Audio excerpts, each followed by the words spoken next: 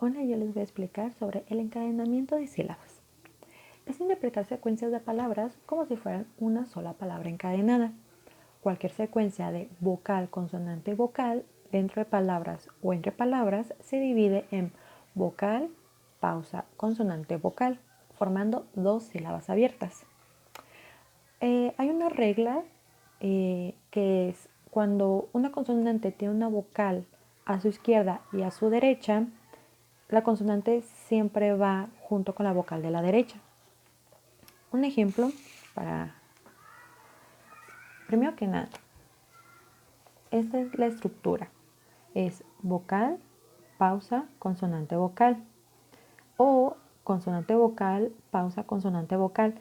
Todo depende de la palabra o de la oración y cómo inicie. Por ejemplo, aquí tenemos ven acá. En el idioma inglés se acostumbra a ven, pausa, a, pausa, k. Así también se le enseña a veces a los niños para que se vayan acostumbrando, pero lo correcto en el español es B, luego pausa na y pausa k. Aquí se está usando la estructura de acá, que es consonante vocal, porque se inicia con consonante. Ahora, en esta oración larga iniciamos con vocal, por lo ende iniciaríamos con esta o se aplicaría esta. Y por ejemplo aquí, el hotel en el Álamo, se separa la E, se hace la pausa y la L de él se junta con la HO de hotel y así se va sucesivamente separando por consonante vocal. La frecuencia de los sonidos vocálicos y su disposición en especial en el sistema fónico, en lo que respecta a la estructura silábica, crea un ritmo constante y continuo en el grupo fónico. Recordemos que la sílaba es una unidad rítmica mínima. Una vocal escrita puede constituir en un núcleo vocálico, pero no todas las vocales escritas constituyen en un núcleo silábico. Ahora vamos a ver los ajustes vocálicos entre palabras. Y como acabamos de ver, el encadenamiento de sílabas es en parte responsable del carácter rítmico del español. Algo conceptualmente parecido, pero no igual, se observa cuando ciertas vocales entran en contacto entre palabras. Cuando hablamos lento, palabras como su amigo se articulan como se espera. Sin embargo, con el habla rápida y fluida, vocales átonas como u o i tienden a convertirse en semivocales o, según el caso, en consonantes, lo que lleva a que en el ejemplo anterior se articule como su amigo en lugar de su amigo.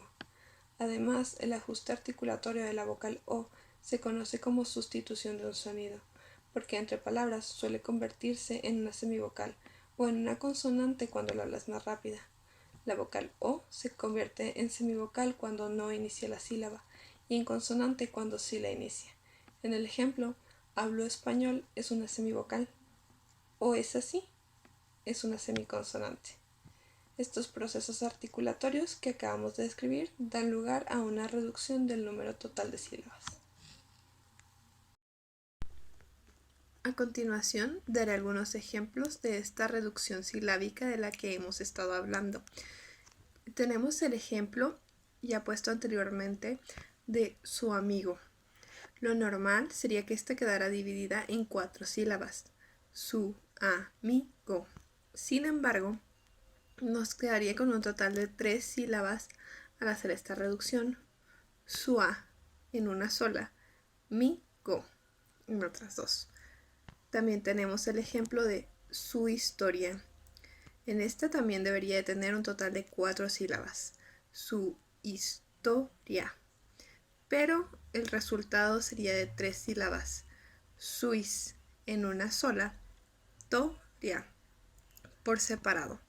Estas son un ejemplo de semivocales, pero también tenemos algunas semiconsonantes. Tenemos el ejemplo de y el. Lo ideal serían 2 sílabas, pero quedaría reducida en una sola. Y el. También tenemos el ejemplo de o es así. Lo normal serían 4 sílabas. O es así. Sin embargo, nos va a resultar con 3. o es así.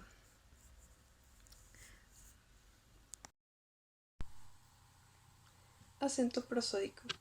Como ya sabemos, en español la sílaba puede ser átona o tónica. La sílaba tónica es la que lleva el acento prosódico. Este es el que lleva énfasis fónico en la sílaba tónica, o sea que lleva una mayor fuerza articulatoria para que esta sílaba destaque auditivamente. Por regla general, en español cada palabra tiene una sílaba tónica. Es importante distinguir esta sílaba, pues hay palabras que se distinguen solamente por el acento, como en el ejemplo hablo y habló. Hay estudiantes que tienen dificultades para encontrar la sílaba tónica, ya que es imposible determinar el lugar de acento primario de una palabra, a menos de que el estudiante sepa articular correctamente. Sin embargo, son pocas las palabras mal articuladas y se puede corregir una vez aprendidas las reglas de acentuación ortográfica. Un consejo que se da es alargar exageradamente las sílabas, de manera que parezca contener la sílaba tónica. Si al hacerlo la palabra suena intrínsecamente mal, se deberá repetir con otra sílaba.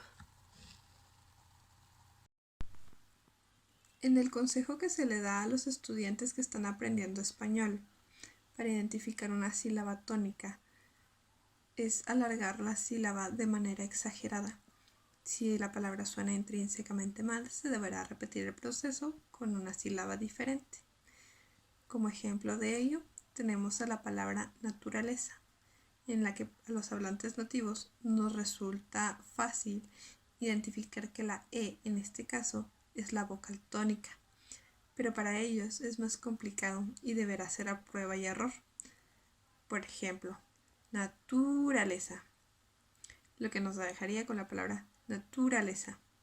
Esto suena poco natural, suena mal. Por ello, es necesario aprender las reglas ortográficas del español y apegarse a los hablantes nativos y escucharlos con atención. De esta manera se logrará corregir. Bueno, ahora les voy a explicar la duración.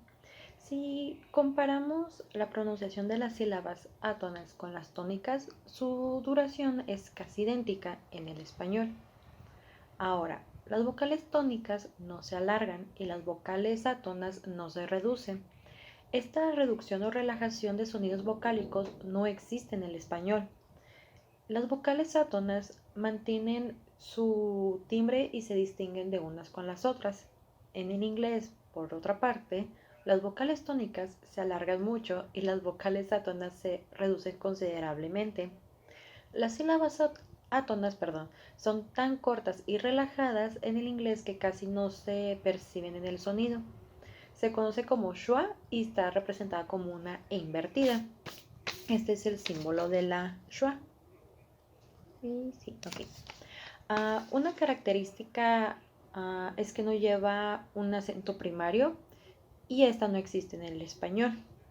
Un ejemplo más o menos de cómo se escucharía cuando en High School Musical 1, en la parte donde Ryan y Sharpay están cantando, en una parte Ryan canta mucho gusto, alargando mucho la U de mucho y reduciendo la O de mucho, y gusto lo dice muy simple, pero para darle más énfasis a la U de mucho. Bueno, ahora les voy a dar un ejemplo tanto en inglés como en español. Por ejemplo, en español tenemos la palabra consideración y la forma en cómo se silabifica es la siguiente, es con, pausa, sideración. Esta no se separa y esta es la que tiene la mayor intensidad o la mayor fuerza y por ende esta es la sílaba tónica. Ahora, en inglés es la misma palabra, es consideration, es con, pausa, sí, pausa, de, re, tion. Al igual, en vez de que la sílaba tónica sea esta última, como lo sería a lo mejor en el español, la que se pronuncia con mayor fuerza es la RA, esta es la sílaba tónica. Ahora, aquí se presenta una semitónica que es en la si y las demás serían átonas. Bueno, ahora les voy a hablar sobre el ritmo, derivada de las características de la pronunciación de las sílabas y basada en la sílaba misma. En inglés y en español se presentan grandes diferencias, como por ejemplo, en el español, cada sílaba prácticamente tiene la misma duración. La duración se basa en el número de sílabas que contiene. Por ejemplo, cuando es una palabra larga como estetoscopio, esta dura más en pronunciarse en comparación a una palabra corta como por ejemplo hola, esta tiene menos duración. El ritmo que se encuentra en el español es el silábico. Ahora, en el inglés, uh, el ritmo no depende del número de sílabas. Para determinarla es importante la alternancia de sílabas tónicas, semitónicas y átonas. Depende del número de sílabas tónicas, las que llevan el acento primario. Entonces, en el inglés, el ritmo que tiene es acentual. Para concluir, en español las secuencias de palabras actúan como si fueran una sola palabra encadenada. La sílaba puede definirse como unidad rítmica mínima, ya que el ritmo depende directamente del silabeo.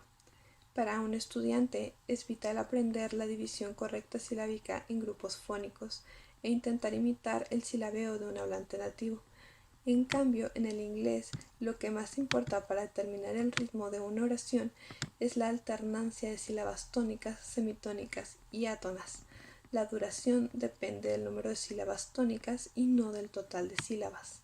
Para recapitular, el español es una lengua de ritmo silábico y el inglés de ritmo acentual. En español, el habla fluida en las vocales inacentuadas i, o, u tienden a convertirse en semivocales o en consonantes según el caso, lo que conlleva a una reducción total del número de sílabas. La sílaba en español es tónica o átona. Si es tónica lleva acento prosódico, las átonas no lo llevan. Por regla, cada palabra en español contiene una sílaba tónica. La cantidad de acento que puede recibir una vocal para variar es mucho en el inglés. Esta inestabilidad en el acento de las vocales conlleva que la duración también sea variable, ya que generalmente las vocales acentuadas tienen mayor duración. En español la sílaba tiene prácticamente igual duración.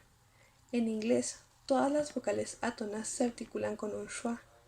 En lingüística, este sonido se representa por un símbolo fonético especial que parece una E invertida. Quizás su característica más notable es que nunca lleva acento primario y tiene varias interpretaciones ortográficas.